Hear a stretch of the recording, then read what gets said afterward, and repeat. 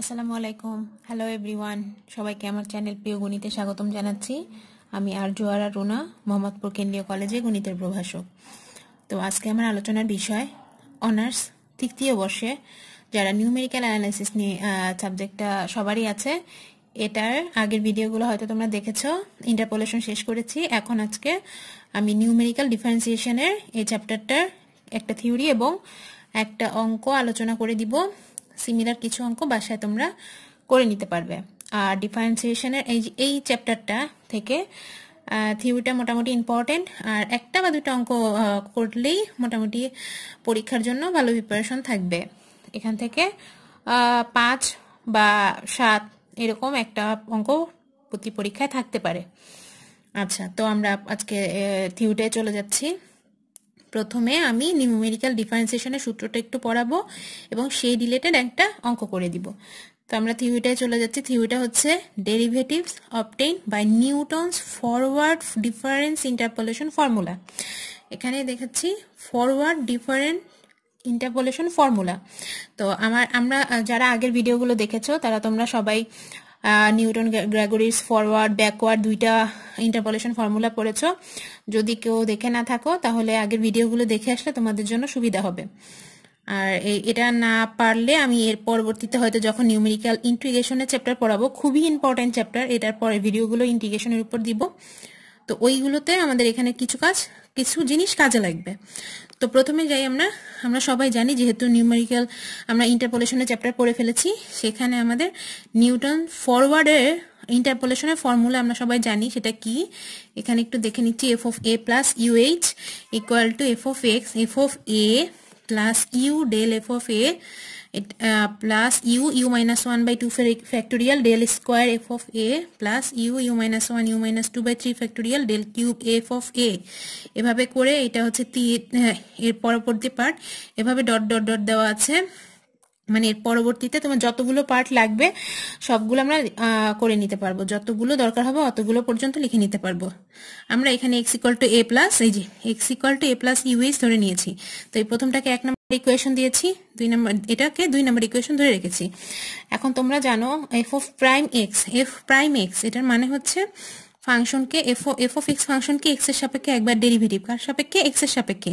এর মানে এটার মান হচ্ছে f df by dx x এর সাপেক্ষে, কিন্তু সেটাকে আমরা লিখতে পারি df by du into du by dx, এভাবে করে লিখে নিতে পারি, যাতে du চলে গেলে df বাই dx ই থেকে যায়। এখন df বাই du টা রেখে দিয়েছি, আর du বাই dx এটাকে কি করা যায়, এই du বাই dx মানে কি u ফাংশনকে x এর সাপেক্ষে ডেরিভেটিভ। তো u ফাংশন x এর সাপেক্ষে ডেরিভেটিভ করলে কি হবে, আমরা একটু এখান থেকে আমরা লিখতে পারি u equal to 1 by h x minus a। তো একটু দেখো এই ফাংশনকে যদি x এর সাপেক্ষে ডেরিভেটিভ করি, এখানে 1 বাই h টা কনস্ট্যান্ট আর x এর ডেরিভেটিভ করলে 1 হয়, সো এটা শুধু 1 বাই h হয়ে গেছে।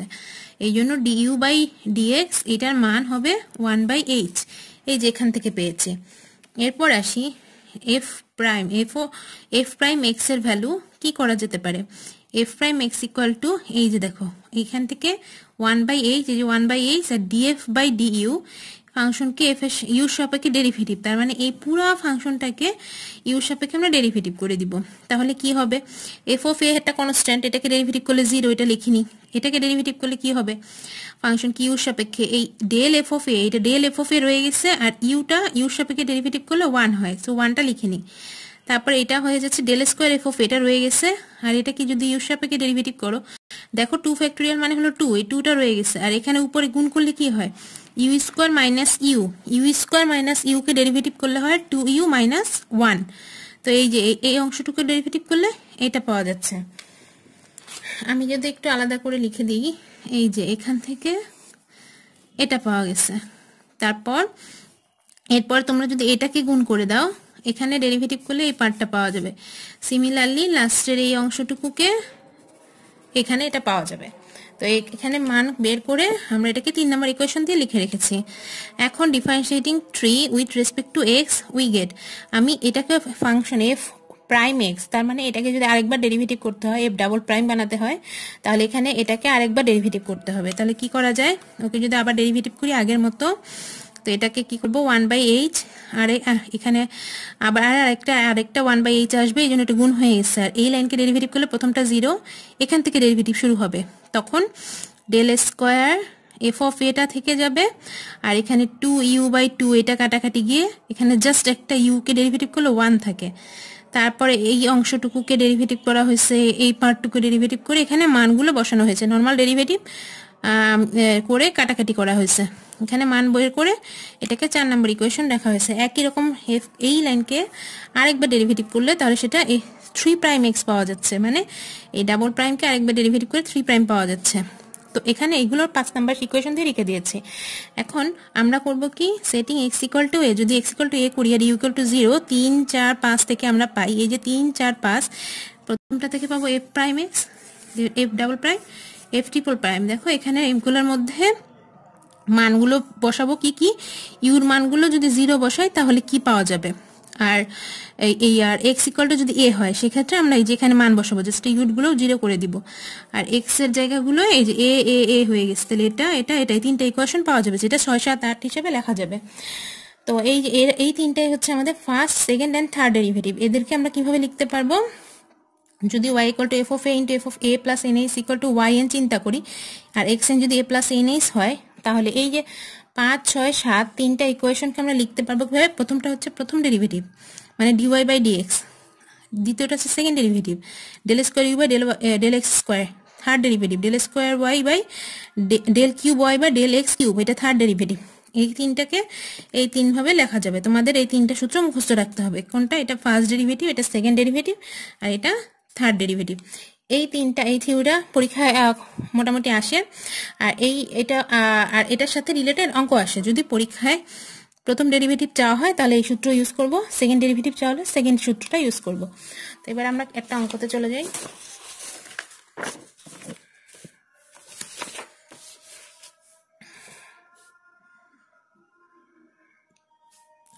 অঙ্কতে চলে যাচ্ছি। এখানে একটা অঙ্কে দেওয়া আছে যে ফ্রম দ্য ফলোইং টেবিল, এই টেবিল থেকে x এবং y এর ভ্যালু দেওয়া আছে, del y by del x মানে ফার্স্ট ডেরিভেটিভ এবং সেকেন্ড ডেরিভেটিভের মান নির্ণয় করো যখন x = 5.5।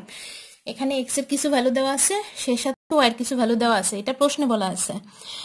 তো আমরা প্রথম কি করব, আমরা x এর মান এই যে এখানে যেহেতু 5.5 এখানে দেওয়া আছে, সেটা থেকে আমরা নিউটনস ফরওয়ার্ড ডিফারেন্স ফর্মুলা থেকে, ফর্মুলার জন্য আমরা কি কি মান লাগবে আমরা একটু আগে থিওরি পড়ে এসেছি।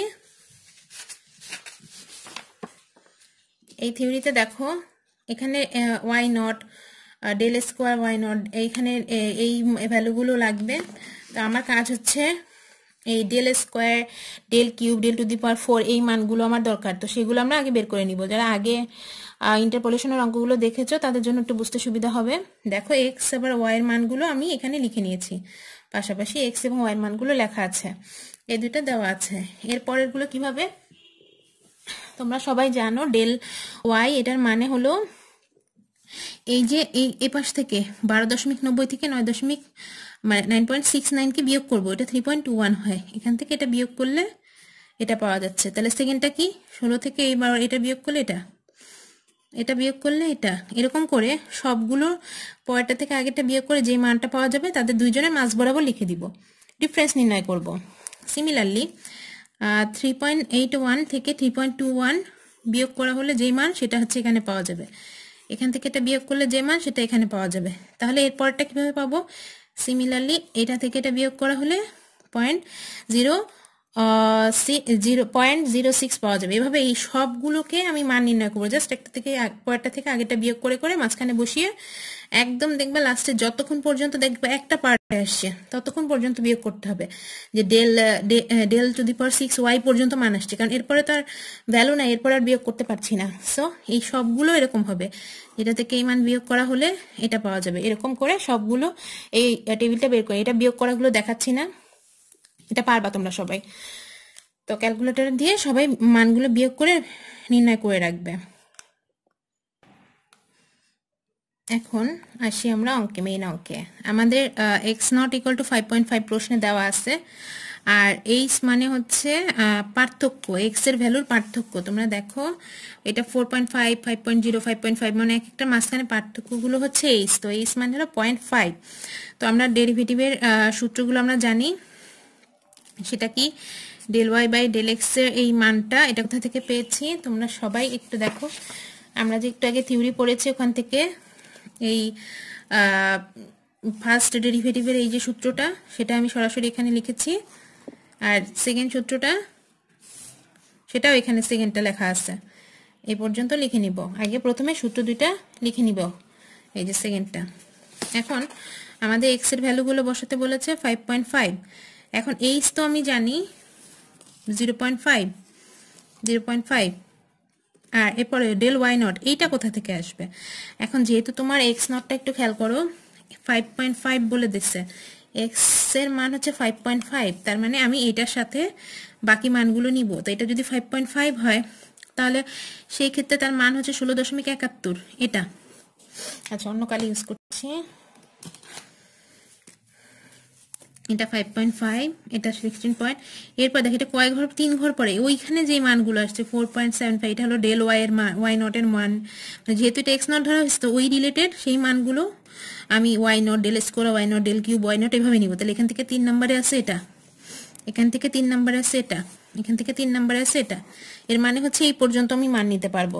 সবসময় খেয়াল রাখবে যে মানটা এক্স নট ধরা হয়েছে সেইটা কয় নম্বরে আছে সেই হিসাব করে তুমি বাকি ভ্যালুগুলো নিতে হবে।